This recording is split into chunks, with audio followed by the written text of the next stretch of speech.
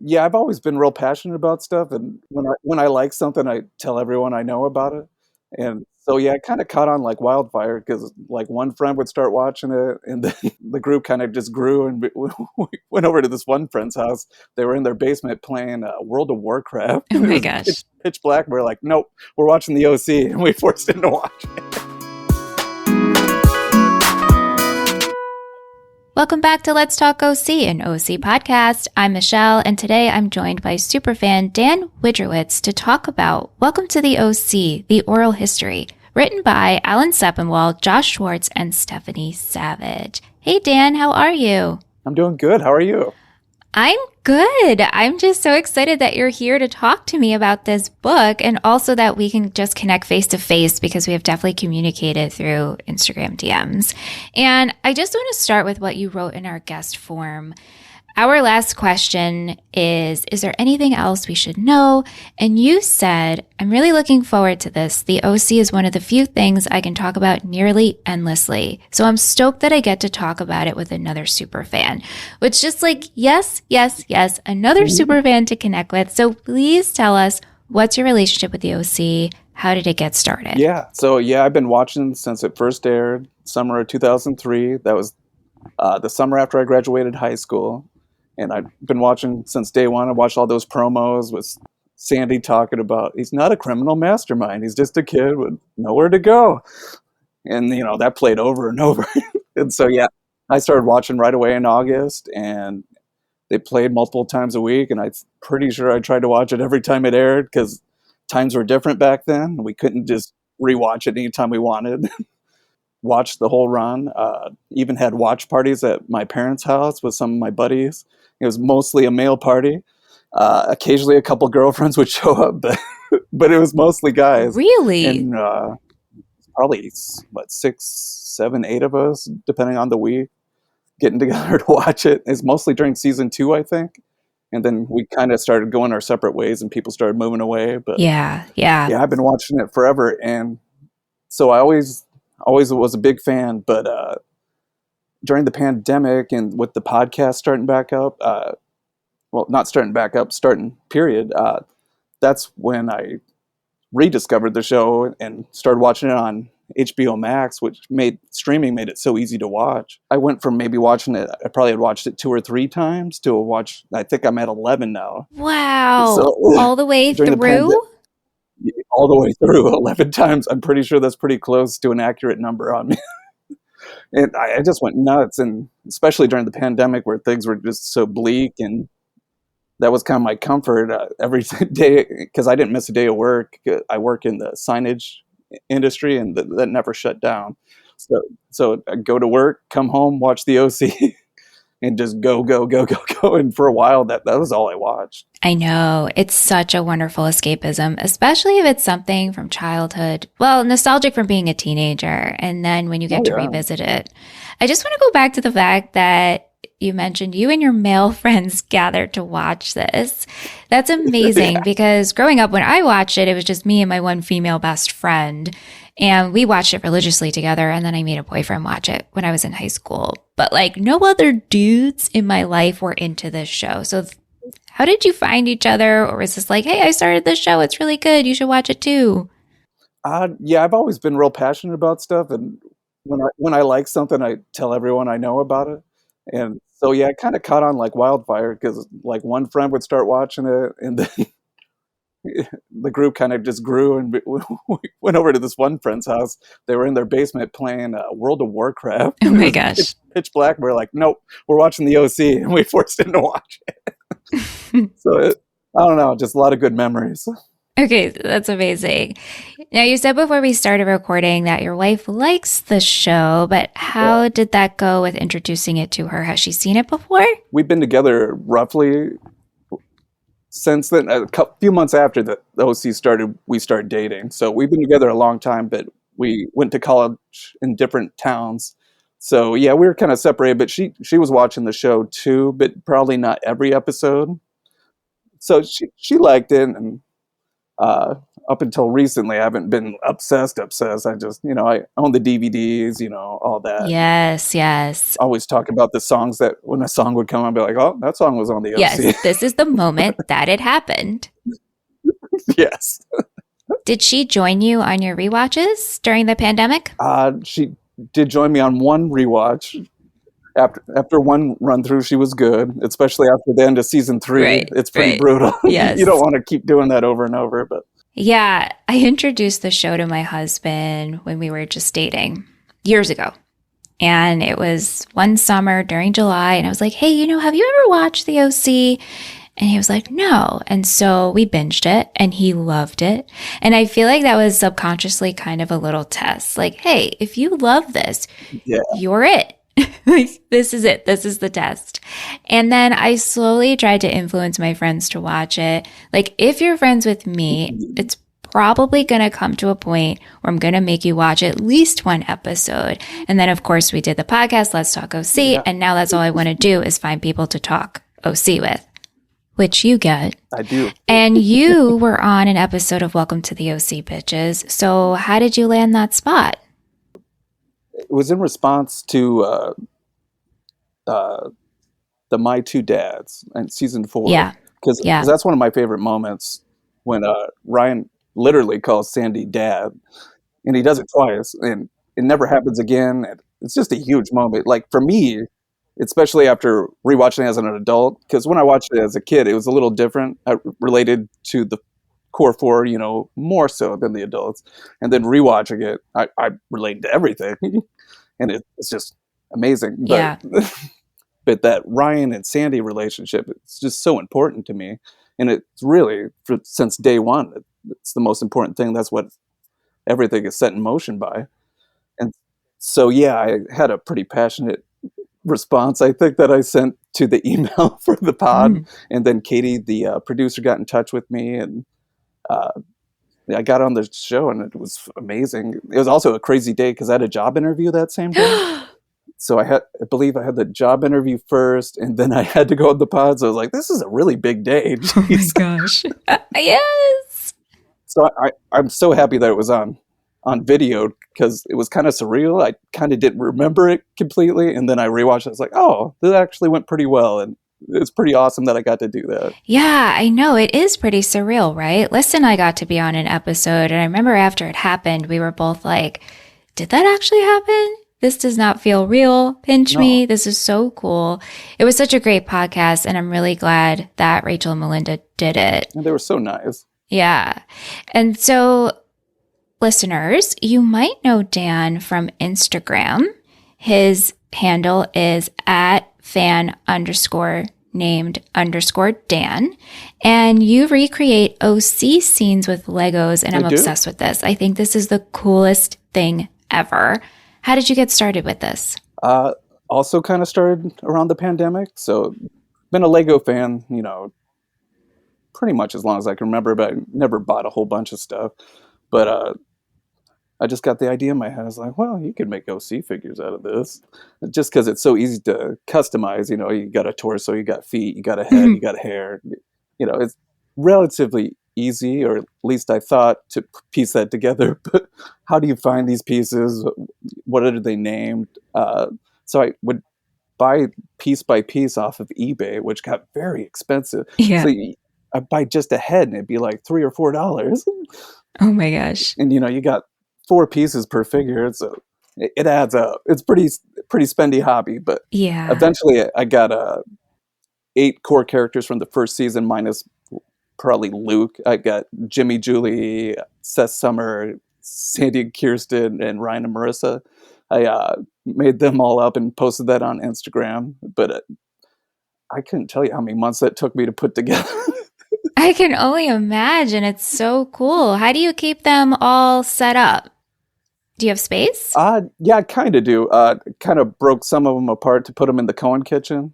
Right. Yeah. So I probably need to buy extra parts, so I have extra figures to put in extra cases and whatever.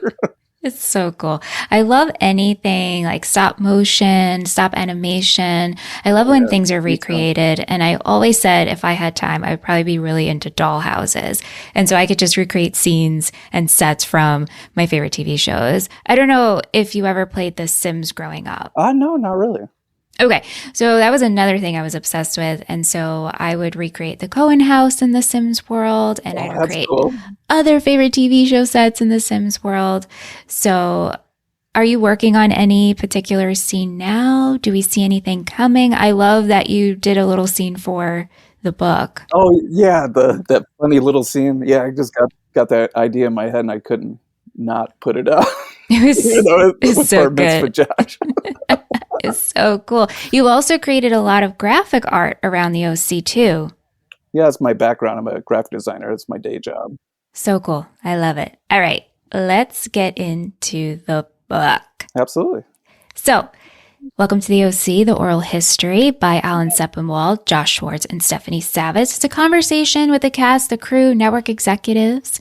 And as you can tell, Dan and I are both big fans. But I think if you're a big fan and you think you know everything, you should still check out this book because you're going to get something from it. Hmm. Oh yeah. Even if you don't necessarily, if you like television, you're not necessarily super familiar with the show. I would recommend you've watched it because it's going to spoil a Yeah. lot of important stuff. But yeah, if you just watched it once or you're a little familiar with it, great Yeah, it's read. really good. And it really does answer questions that you might have been wondering. And we're going to do our best to talk about some highlights. But if we went through the whole book, we'd be here for hours. So we're not going to go chapter by Yeah, chapter. But how did you consume it? Did you read it or did you listen to it? I did both. I read it first, which I'm glad I did it that Yeah. way because it it's written, very casually. So sometimes I would read it and maybe I didn't read it with the same inflection that the person would have Mm. been speaking. Hmm. So I'd read it a couple times, like, oh, okay, okay, okay. Or if something was really interesting, I'd double back.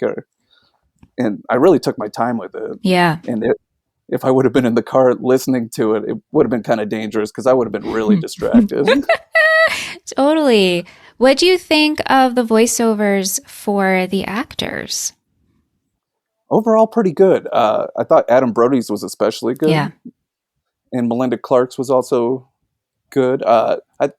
The one for Ben McKenzie sometimes would kind of distract me because he was trying to be kind of like that outsider, I know. and I was like, Ben doesn't really sound like that, but okay, I'm along for it. I'm so glad you brought that up because I noticed that too. I thought the voice actress for Melinda Clark was really good, and same for Adam. But the Ben one, I found Hmm. myself laughing a couple of times. I was like, they're definitely making a choice here to represent him. Yeah, he's trying to be a bit of a tough guy. I'm like, Right, right. Ben's actually a pretty warm guy, so Yeah, yeah. So I just want to start with the chapter talking about the pilot. And what I found most fascinating reading this one was just Mhm. the stories about Doug Lyman, who directed the pilot. What do you think of Doug? Were there any stories that stuck out Yeah, to you? yeah. He was working on Mr. and Mrs. Smith at the same time. And they were talking about the scene they were filming with Seth and Ryan on the boat. And, and Doug, during the middle of it, just jumps off. Jumps off. Yeah, he just jumps off. And he talks about how he wouldn't leave set and he would just sleep in Seth's bedroom. He sounds like a kooky guy, but everyone seemed to have such great things to say about him. I thought he seemed like a lot of fun. Yeah. Kind of crazy, a lot of energy, but even though he's prepping for a movie, he's directing this big pilot, and it seemed like the people enjoyed him. Uh, and he also technically saved the show because if he wouldn't have come along with McG not being able to be involved and Yeah. the network being so mad at them Yeah. about that whole thing, it sounded like the whole thing could have been derailed right there. Was there anything else that you found fascinating about the pilot and how it got started? Just Misha talking about having time to actually prepare, and Yeah. I think she's never better than in the pilot, so that makes a lot of sense. Just the way she is, how playful she is with Ryan and Sandy at the end of the driveway. There's a lot of really good scenes. She's just terrific in it. She's so good. And then I just can't imagine how fast those shows move. Like once they did the pilot and they had less than half the amount of time to follow up with the second episode, it was like, whoa. I know. And it's crazy too. They do talk about this at length in the amount of storyline crammed into season 1. I mean, we know that, right, as a viewer, but Alan talks about this and I found an AMA on Reddit and he talks about why perhaps the show fell off and why there are only 4 seasons is because so much was jammed into season 1. But I think that's part of the magic too. I agree. Absolutely. Like, it's okay that the show ran 4 seasons. Like in retrospect, like it's just that everyone expected shows to go on for 8 or 9 seasons. Like that's success. I'm just like, no, this is success. Absolutely. Absolutely. Moving on to Oliver. They talk about him in the book and their feelings about him. Oliver is a controversial character. I personally love Oliver, and on my rewatches, I always get excited when I get to his storyline because it causes so much drama. What are your feelings on Oliver? I'm a huge fan of Oliver. Okay, cool. Yeah, I've always liked it. Well, obviously, it drives me nuts, but like it's in the right way. Like the way like Alan Dale does as Caleb. Like, yeah, it's like, yeah, this is, you're getting annoyed in a way that's good in the story. I don't know. The point that they made that the audience knows more than the characters, I kind of get where they're coming from, and maybe we knew for too long. And totally. we're the ones that know that Ryan's not crazy other than Luke, but... Right. So the book does a really good job by breaking down each season with behind the scenes. Every season gets its own chapter. And so when we get to season 2, it was really interesting to read about how influenced and involved Josh was when it came to chat rooms and online forums and how easily he got sucked into that. And, you know, I think of it like today, like everyone's on social media. We can get sucked into the negativity part of it and it can get pretty bad. But in 2004, 2005, I personally forgot about forums and I just viewed social media differently. And Josh recalls going out to dinner with Chuck Klosterman and he said something where, why do we always think the mean critics are the smart ones? And he says if one person was complaining about something in a storyline in season 2, that's what he was fixated on, not anything that was positive going on. And in particularly, Television Without Pity forums, which I don't remember. I had never heard of that before. Yeah, I never went on these forums. So I just found that so interesting how Josh got sucked into this and this truly influenced the writing for some of the storylines and for what was happening in the show. Yeah, I would avoid that like the plague because I don't even like to read negative things about the OC because it drives me crazy. I'm like, no, I only want to read stuff from fans. I'm good. I know, it's so true. But even like for us, we could receive all this positive feedback. But if you receive one negative thing, that truly feels like a reflection of yourself. So I found that whole part really interesting in the book. I also wanted to talk about their conversation of the introduction of new Trey. Oh, yeah. Yeah, and how that whole casting process went down and how they brought the original Trey that we know from season 1 to audition to come back, and they felt he couldn't go deep enough. And so they had to recast. And there's a particular part where Stephanie is talking about the scene on the beach at the end of season 2 with Trey and Marissa, where he attacks her. It's awful. And Stephanie says how she thinks Misha liked those storylines. Mm-hmm. But then Misha, she talks about how she doesn't really want to go into depth of that scene and how she didn't feel comfortable. And I just found that whole exchange extremely interesting. Yeah, you don't really know what happened there. Like, there's definitely more to the story. Right. Absolutely. Absolutely. But you do kind of get a feeling that there maybe wasn't as much communication as they would have liked. And there's a lot of regret on their end. Yeah, and they talk about that a lot as well. The amount of times Josh and Stephanie have owned up to and saying like, oh, instead of having a conversation with our actors or maybe discussing storylines with them, they hid. I think people can relate to that. Just avoiding a really uncomfortable situation and the pressure they're under, and the train's still rolling. They still got to make this show, trying to appease the networks, trying to get good ratings, and trying to keep their people happy. You know, it's a nearly impossible task. Yeah. Yeah. Was there anything else that stuck out to you? Yeah. So season 2, a lot of that is introducing these new characters and how a lot of them didn't really work. And I thought the way they wrote about DJ and how that representation wasn't great. Yes. I thought that was good to note, because it wasn't.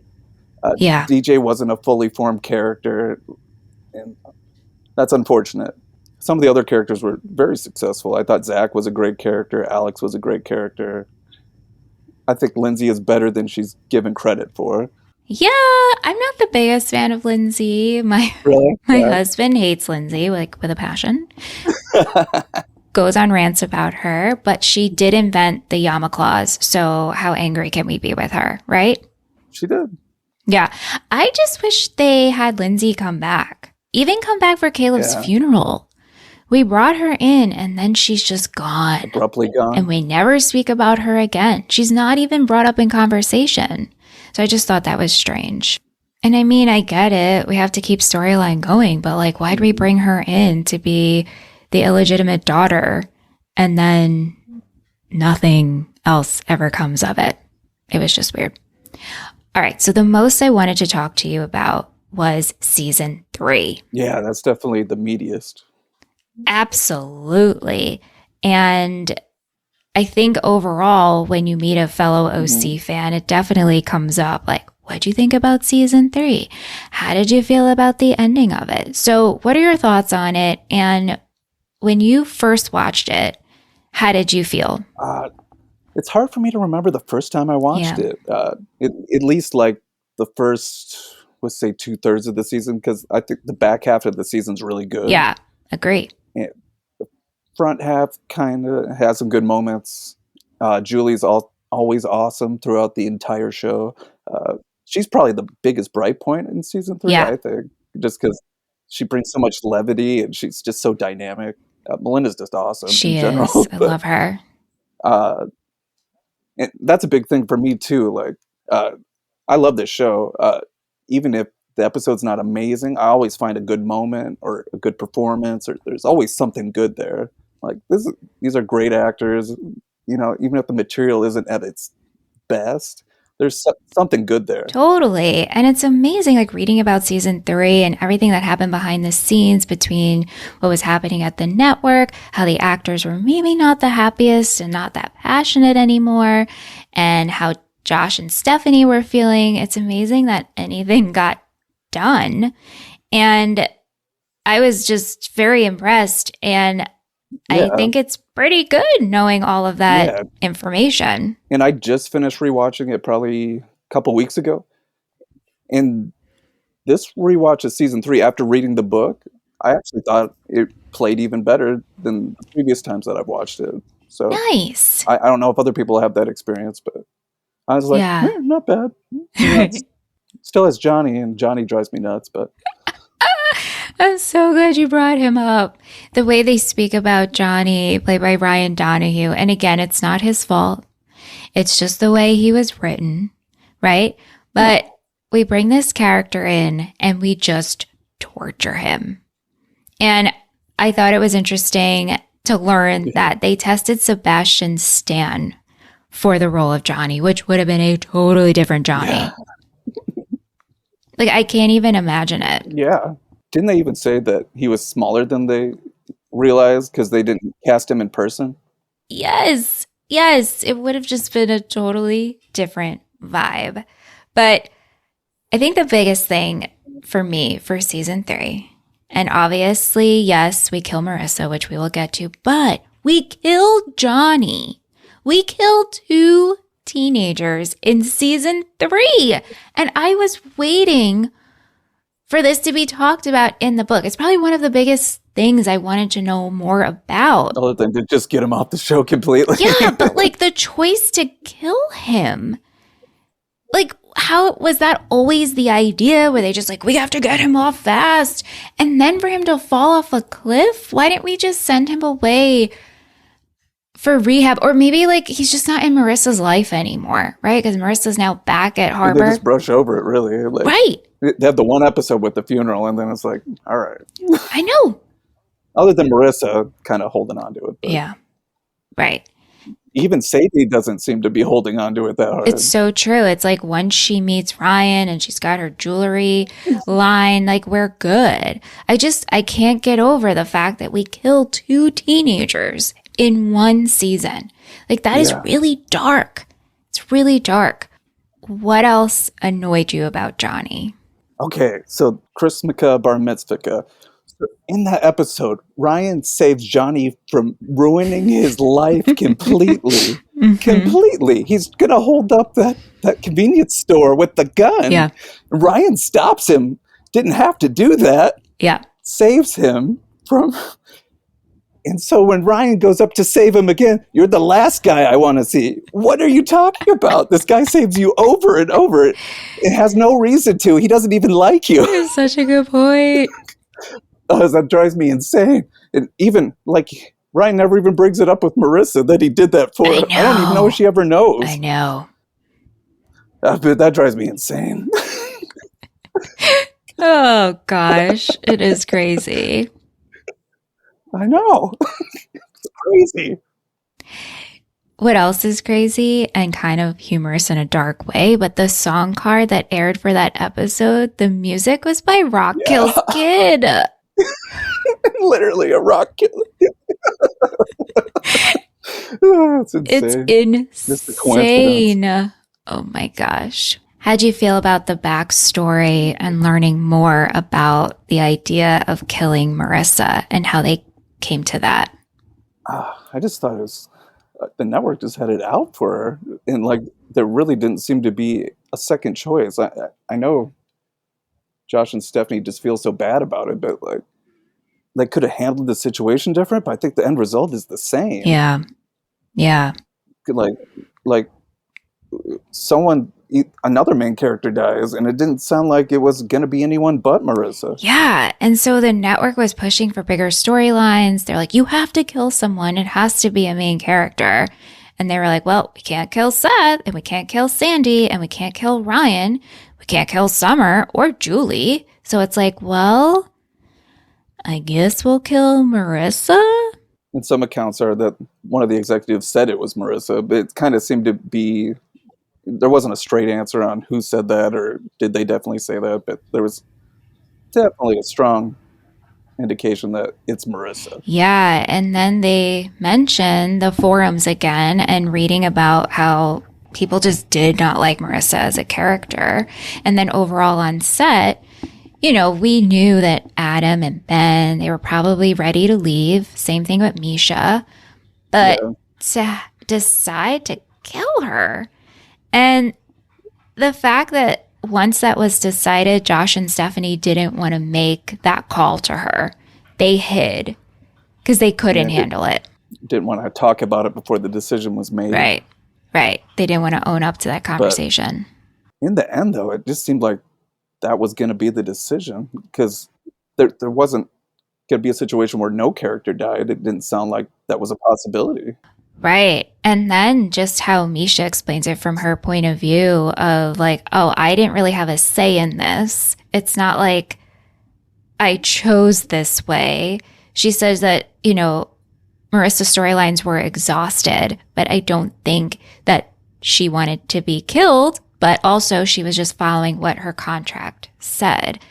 She plays it so beautifully. The season 3 finale it makes me cry. Yes, it's rough, but the whole graduation sequence, and then we have the last time they're all hanging out in the pool. Once you see it once, it hurts even more every time you watch it. You know it's coming. Yeah. Luckily, I've seen it 11 times, so the 11th time wasn't as bad, but it's still pretty brutal. Do you remember watching it for the first time? Like the finale night of season 3, and... were you teased by Misha that Marissa was going to die? Did it get spoiled for you? No, it didn't get spoiled for me. Yeah, it got spoiled for my friend and I, Oh, but I didn't want to believe it.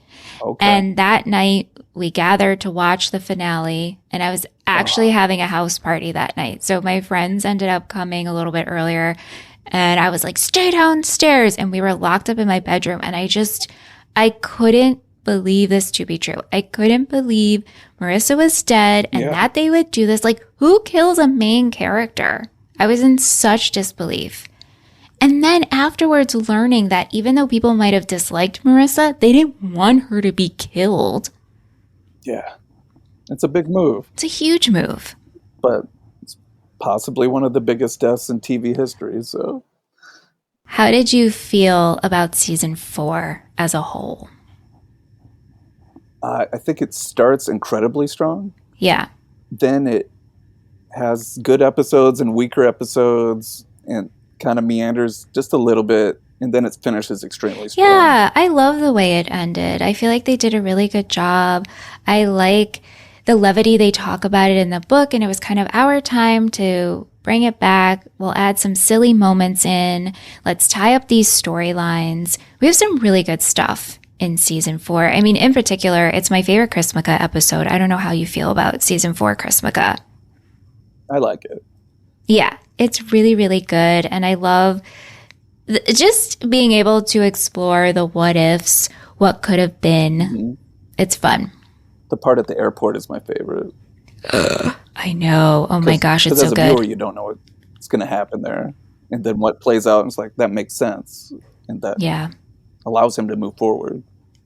Yeah. How did you feel about Autumn Reeser as Taylor? She's such a strong choice when we first meet her. But honestly, I'm so glad we kept her and made her a series regular. And in a way, she kind of saved season 4. What are your thoughts on Taylor? I think she's great. Autumn Reeser's just amazing. She's so dynamic. Yeah. And the things she Yeah. can pull off. She kind of reminds me of Leighton Meester on Gossip Girl, just how dynamic. Like, she can do anything. Yeah. Probably even further than Leighton. And Leighton's amazing. It's just Autumn doing all this French stuff. She's super funny. Some of the best humor in the whole season's from her. And the fact that we come out of everything that happened with Marissa, I think is mostly because of her. And what she does for the Ryan character of saving him from what happened.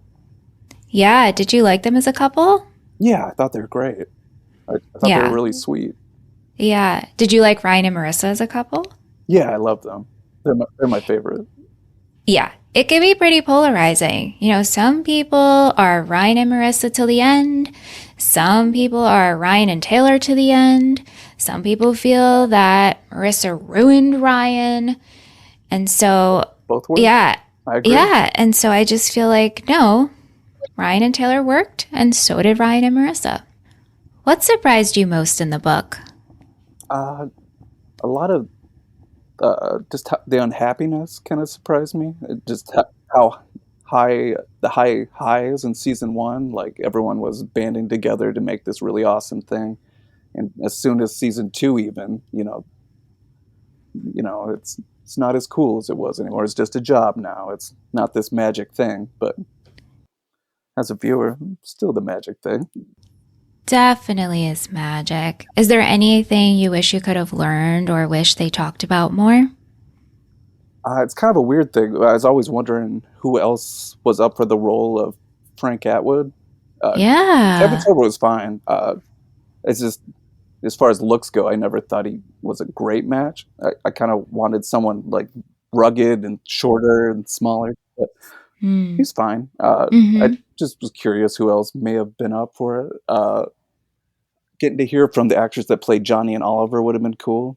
Yeah, I would have loved to have heard their perspectives. And I was on a Zoom call with Alan, and we found out that the reason that Taylor Hanley wasn't on is because of his publicist. It sounded like they just didn't want it to make it happen. So I don't even know. Wait, did you say you were on a call with Alan Yeah, Sepinwall? yeah, through Melinda's Patreon. Oh, how is that? It's super cool. And it's just going to get cooler. Kind of was was kind of hard to provide content during the actors and writers strike, but been doing some cool stuff, and the Beyond the OC podcast could be starting up soon, which everyone can listen to. That's probably a couple months away, I think, and they're gonna revisit the top 50 episodes. It's one thing they're doing for sure, so that's gonna be a lot of fun. Oh, that's so cool. Very cool. So now that you're a part of their Patreon, have you met a lot of cool OC people? I just missed out on meeting Tate because I had the flu and I just needed to rest. So I missed out on that, but they record them, and if you're a member of the Patreon, you can watch the old videos. So. Oh, that's so cool. But I met Alan, which is amazing, and he's a really cool guy. And he made this book really funny. Yeah, he seems really cool. And like, it's not just, he really blended all the stories and the comments together really nicely into a nice narrative. And the callbacks to Skin are really funny. I know. Take a shot every time they mention Skin. His father's a district attorney. Yeah. Do you have his first book, his first OC book? I bought it and I never read it. Oh, yeah, it's good. I like that Alan talks about it in this one, about how the first one maybe wasn't his best work, but he kind of had to rush through it, and it doesn't include everything he wanted, but I still bought it, and I did enjoy it. And yeah, he just seems like a really cool guy. I really want to get his Sopranos book. I bet that's a great read too. Yeah, I love the Sopranos. Have you met anyone in person from the cast? No, I haven't, because I'm just in the middle of the country. It's a little difficult, right? Yeah, it is. Yeah. But you've met several? I have met Melinda, Misha, and Tate. And Tate? At that thing last year, 2 years ago? Yeah, it was a couple of years ago. It was really cool. Tate was awesome. He has family that's from a town really close to us, so that was cool. Oh, and cool. then Rachel virtual, of course, when we were on Welcome to the OC Bitches. She was so cool. Yeah. And then I went to go see Ben on Broadway. I didn't meet Ben, but I was like, I need to be in the same room as Ben McKenzie exchanging oxygen. But it was good. That'd be pretty cool. Yeah, he was great. So I know you're a big fan of teen dramas in general, right? Yes. So I'm mostly just the OC, but I like OG Gossip Girl, even though I hadn't watched it until probably 2 or 3 years ago. I'd never seen it at all. Okay. And I watched it twice, and I was like, yeah, this is good. This kind of hits some of the same notes, but the OC just has so much heart. Yeah. With its humor, and it just layers everything so great. So it's hard for me to get into other teen dramas. Like, the closest things that I think that exist right now are like Stranger Things or Cobra Kai. Just they kind of hit some of those same notes for me. Mm-hmm. Where they're funny, they have great music, they have kind of a non-traditional parental dynamic with a child, and for some reason that's a thing I like. I don't know. And I don't know why, because I have just a normal dad, so I don't know. Hey, when it hits, it just works for you. So when you watched Gossip Girl, and it seems like you enjoyed it for the most part, did you go into thinking it was going to be more like the OC? Yeah, I did. Yeah. I think I had no idea what to expect. I didn't think it would probably be the same vibe. I expected probably something a little meaner, just based on the title of the show. And very little that I knew about it. Yeah. But there's a killer cast on that show. Just insane. Absolutely. Yeah, the cast is great. We cover Gossip Girl on 3 Gossip Girls, and it has such a strong pilot. And I remember after watching it, feeling like, oh, I'm going to love this show because it's Josh and Stephanie. And number one for me is always the OC. To me, it's the best teen drama out there. And I cover teen dramas. But Gossip Girl was a little tough for me. I'm not going to lie. It's just a different show, and I think I just thought it would feel more like the OC, and it didn't. Well, it doesn't have that warmth that... Right. And while the acting's great, the characters just suck. Like, you don't like anybody. Well, the first season, Dan and Serena, you're kind of rooting for them, and you can still do that at that point. Yeah, I guess so. But then shortly after that, they kind of ruin it. And then you're like, by the time they get back together, you're like, okay. and it feels kind of icky, Yeah. and you're like, okay, why'd you do that to each other? It just seems awful. Super icky. Yeah, and I feel like it could have ended sooner. Like we said at the top of the show, the OC ending in 4 seasons. It's pretty great. And Yeah, we didn't have to force anything. Like, we don't need more. I agree. So we got a couple of questions from our listeners, but one of the main ones was, if they did the OC now, how would it be different? A lot more diversity for sure. Yeah, for sure. Some of the really funny dialogue would be gone. Yeah. It wouldn't work. Especially some of the stuff Seth says. Oh gosh. Wouldn't be great. Couldn't do that today. No. That's why when you watch some of those shows, you're just glad it exists. Yeah. Because it's like, this couldn't happen now. Yeah, and you just recognize that this is not good and shouldn't be said, but... And it's representing a certain type of character. It's not necessarily saying, this is good behavior. That's right. It's saying, this is a person. That's right. This is what they're saying. This is their point of view. Yeah. They talk about a little bit in the book that if the show were to come back, what they would want. And obviously they'd want everybody to be on board. Josh says that Ben would direct it if he could. He wouldn't want to be in it, but he would be down to direct it. But Josh says he imagines that it would open up with Seth and Ryan getting vasectomies, which I think could be really funny. But I don't think it needs to come back. Part of me wants it to come back in a very specific way. Okay, so what is that dream scenario like for you? Well, it's a really drawn out idea, but I'll give you just the gist of it. Okay. It'd frame a reunion within the show itself. So very meta, which is very the show. And it would be a Chrismukkah episode. So it'd be a Chrismukkah reunion. And they'd come back to like the harbor school. And then we'd see where everyone was. But it'd just be one single special. So, it's an hour and a half long. And that's it. I don't see it. Bringing it back for another season. I think that makes no sense, and there's not enough story to justify it. But seeing our friends one more time and having some fun, I can see that. Yeah, absolutely. Hey, listen, I mean, if anything comes back, I'm watching it, right? I'm watching it too, yeah. Yeah, and we're talking about it. Yep. Yeah, but I love that idea, just to see them play together.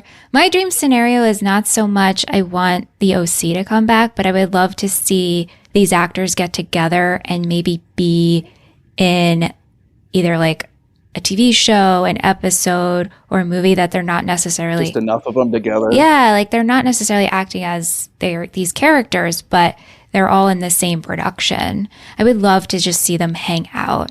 Yeah, and some of the actors from One Tree Hill, they do this with Christmas movies, and they'll use each other. It's great. I love it. Yeah, that cast chemistry is just amazing. It would be so good to see them together. I know. I loved hearing Adam's experiences in the book, working on the OC, and he has come around. I know he, in the past, has said things where like he doesn't want to talk about the OC and talk about Seth Cohen, but I think the actors just needed time away from the show to then come back and reflect and talk about it. And I loved his commentary and how he went back and watched a couple of episodes and his perspective changed. Like, oh, this is actually pretty good. Yeah, I like that. Yeah, because he's one of the only people that actually came back and did a second interview. Yeah. The first time he was a little more meh about the experience, but then he watched it and he's like, hey, actually, this was great. Which is nice to hear, because it did kind of sound like he was kind of on autopilot by like season 3 or season 4, which is kind of sad to hear because he's just so talented. But Rachel's like, yeah, he could pull that off. And he's like, Brody at 50% is better than most people at 90. So. Yeah, and I love that he went on Welcome to the OC Bitches. I really thought that they weren't going to get Adam. That was nice. It was so cool. And then when they got Misha, that was amazing. And then when they got Ben, oh my gosh, that made me cry. Tears of happiness. I loved it so much. I liked how much fun Ben had. Like, of all the people that came on, it seemed like he had a really good time. I know. So good. Did you watch Neighbors to see Misha on it? I The Australian? haven't. It's on Prime if you want to watch it. Is it good? It's I kind of got into it. It's not too much of a spoiler, but she has a limited run. So once she wasn't on it, my watching of it kind of, and now Got I'm it. kind of not watching it. But if I hear she comes Yeah. back, I'll jump back on board and get caught up. Cool. I didn't even know this existed. So I'll definitely have to check it out. Yeah. They brought back it. It been running for like 30 years in Australia, and then for some reason Prime brought it back after they had a big finale. And Misha Barton was involved, so I was like, all right, I'm gonna watch that. I'll support my OC people. Yeah. Was there anything else you wanted to talk about that we didn't get to? Oh, the part of the book that wasn't surprising, but it was good to hear was that Rachel and Melinda were always great. Yeah. Everyone for the cast was like, oh, well, they were for sure the right people to do the podcast then, because they appeared to have the best experience doing the show. So I loved that. And then anytime Alan would mention the cast, or if the cast felt a certain way, there would be an asterisk and just be like, not Melinda and Rachel, though. Make note of that. yeah, I like that. That made me feel good because you don't want everyone to be having a bad time at work. Especially Yeah, something that you enjoy. totally. So that was good to hear. Yeah, definitely. So when's your next rewatch going to happen? How do you formulate this? How do you go about planning when you do so? I try to just put it off because I'm like, you should probably watch something else. But I usually am like, but nothing else will do. Nothing quite hits all the notes. It's like, it's just everything. The music's good. Makes me feel good. I like these characters. It's really funny. It's like, you can't miss. Yeah. Yeah, I mean, we didn't get to talk too much about it, but the book has a huge chapter on the music. I mean, the music is such a huge part of the OC. It's iconic. And I love how much Josh was involved. Do you have a favorite musical moment? Well, season 2 finale. It's hard to beat. Well, yeah. Also, season 4 opener with Running Up That Hill, covered by Placebo. That's So really good. strong. So good. Yeah. Yeah, I agree. Season 2 finale for me, for sure. There's so many of them. Like even the moment in season 2 when Ryan confronts Marissa at the Ferris wheel, and it's called Trouble Sleeping by the Perishers. I listen to it almost every day. It's so freaking good. It's so good. But yeah, just played in that moment. I know where it. You listen to any of those songs, you can place where you heard it. They just pick the best music.